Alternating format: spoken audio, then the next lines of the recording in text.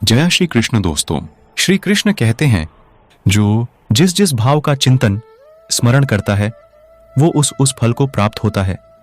एक भगवत भक्त इसलिए श्री भगवान को प्राप्त होता है क्योंकि उसने अपने जीवन में सबसे ज्यादा भगवान का स्मरण किया। एक ईश्वर शिव भक्त ईश्वर को इसलिए प्राप्त होता है क्योंकि उसने शिव को याद किया।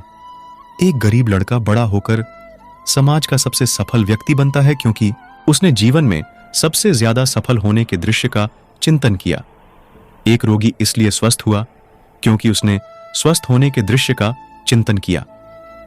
एक सीधा बालक आगे जाकर अपराधी बन गया क्योंकि उसने अपने जीवन में सबसे ज्यादा अपराधी विचार या अपराधियों का चिंतन किया। हम हमेशा चिंतन करते हैं, चाहे वो किसी भी मामले में हो। हमारा पहला कर्म चिंतन करने से शुरू होता है, उसके फल स्वरूप हम वैसे फल को प्राप्त करते हैं। इसलिए हमें विपरीत परिस्थितियों में भी अपने मनचाही सपने के दृश्य का चिंतन करते रहना चाहिए। हमें ऐसे मनचाही सपने का चिंतन करना चाहिए जिससे किसी का नुकसान न हो, नहीं तो सबसे पहले हमें नुकसान होगा।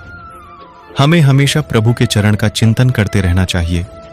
हमें हमेशा प्रभु के नाम का चिंतन करते रहना चाहिए।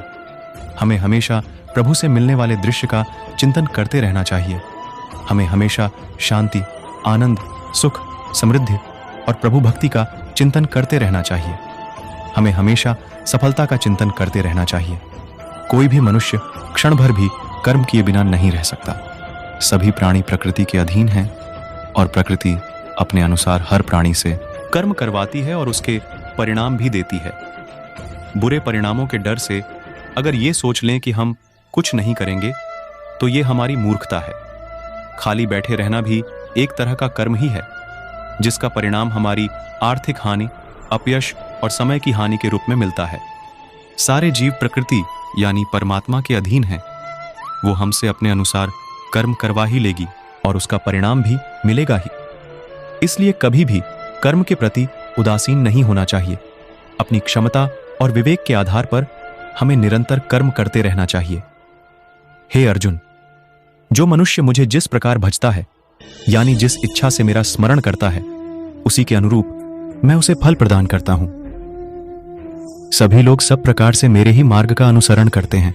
इस श्लोक के माध्यम से भगवान श्री कृष्ण बता रहे हैं कि संसार में जो मनुष्य जैसा व्यवहार दूसरों के प्रति करता है, दूसरे भी उसी प्रकार का व्यवहार उसके साथ करते हैं।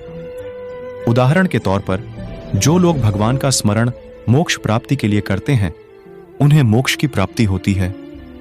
जो किसी अन्य इच्छा से प्रभु का स्मरण करते हैं उनकी वह इच्छाएं भी प्रभु कृपा से पूर्ण हो जाती है। कंस ने सदैव भगवान को मृत्यु के रूप में स्मरण किया, इसलिए भगवान ने उसे मृत्यु प्रदान की। हमें परमात्मा को वैसे ही याद करना चाहिए जिस रूप में हम उसे पाना चाहते हैं। हे कुंती पुत्र अर्जुन, यह मनुष्य अंतकाल में जिस जिस भी भाव को स्मरण करता हुआ शरीर को त्याग करता है वह उसको ही प्राप्त होता है, क्योंकि वह सदा उसी भाव से भावित रहा है। देवताओं को पूजने वाले देवताओं को प्राप्त होते हैं, पितरों को पूजने वाले पितरों को प्राप्त होते हैं, भूतों को पूजने वाले भूतों को प्राप्त होते हैं और मेरा पूजन करने वाले भक्त मुझको ही प्राप्त होते हैं। इसीलिए मेरे भक्तों का पुनर्जन्म नहीं होता। श्री कृष्ण कहते हैं, यदि आप जीवन की चिंता पर विजय पाना चाहते हैं तो इस लम्हे में जिए, हर सांस में जिए। चिंता चिता के समान है क्योंकि चिता मुर्दे को जलाती है और चिंता जिंदा को जलाती है। चिंता करने वाला इंसान पल पल मरता है और पल पल जलता है। चिंता आने वाले दुख को कम नहीं करती है बल्कि यह आज के सुख को लूट लेती हैं। चिंता मुक्त रहो, जरा मुस्कुराओ, ध्यान से सुनो, जिम्मेदारी लेना सीखे। जो आप नहीं बदल सकते उसे स्वीकार करें। इस पाठ को गले लगाओ, अपनी जिंदगी से प्यार करो। चिंता करना समय की बर्बादी है, इससे कुछ भी नहीं बदलता है। यह सिर्फ आपके दिमाग के साथ खिलवाड़ करती है और आपकी खुशी चुरा लेती है। चिंता मतलब आपकी कल्पना का उपयोग करके कुछ ऐसा बनाना है जिसे आप नहीं चाहते हैं। 8% चीजें जिनकी आप चिंता करते हैं वे असल में होती ही नहीं हैं। हम जितनी कम चिंता करेंगे उतनी जटिलता अपने जीवन में कम होगी। फोकट की बातों पर चिंता करने के लिए यह जीवन बहुत छोटा है। जय श्री कृष्ण दोस्तों, फिर मिलते हैं अगले वीडियो में। तब तक के लिए अपना ख्याल रखना, और अगर आपको मेरा वीडियो अच्छी लगी हो तो कृपया मेरे वीडियो को लाइक करें और चैनल को सब्सक्राइब करना न भूलें।